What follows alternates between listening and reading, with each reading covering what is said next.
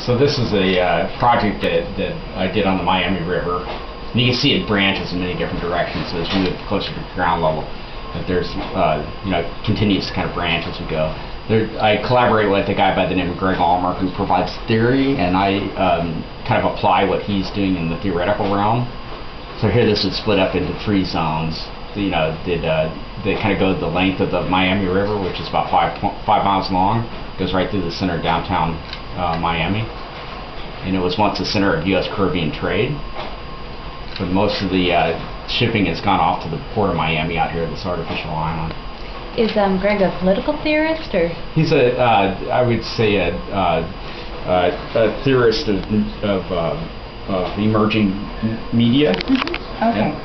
He's interested in this notion of applied grammatology, which means that applying the kind of lessons of the theory and history of reading and writing to the transition that we're currently going through. So in other words, we know quite a bit about the transition from oral culture to literate culture, and there's plenty of lessons there. We can look back, and it's been quite studied. But so now the idea is that we would be able to apply those lessons to the transition from literacy to whatever's coming beyond. He calls it electracy, but we might think of it as the kind of new cognition that's being brought on by kind of network culture. And so then I try and put these ideas into practice. So I've been trying to develop these forms that would be consistent with that. So once we get down into ground level here now, you can see that the scene is all mapped out here. So it's kind of a psychogeographic walk that I take around the river. And we're able to kind of navigate the space. You can see it's keeping track of our orientation, our location. If I click on the red line, then it switches into video, and now we're moving through the space itself.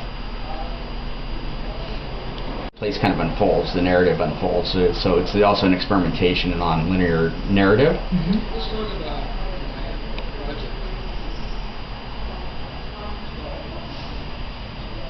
And so the idea is that I connect up with locals on the ground, local denizens. This is a guy by the name of Tom Lopez. If you click on him, then he talks. At the mouth of the Miami River. And we probably don't want to spend the time to hear all the narrative, but you can imagine there's several. The larger project has hundreds of locations of hours of kind of content that you would be able to access as you're kind of navigating.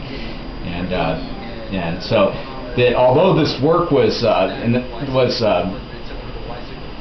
developed in the language of the network, it was always too kind of cumbersome to reside on the network. It was like too much video, it was just too slow, and so it was pretty much limited to kind of an art installation context. Now, what Second Life has done is provided me the opportunity to not only place the work on the network, but also it allows the work to become inhabitable in a sense. In other words, that other people can kind of reside there and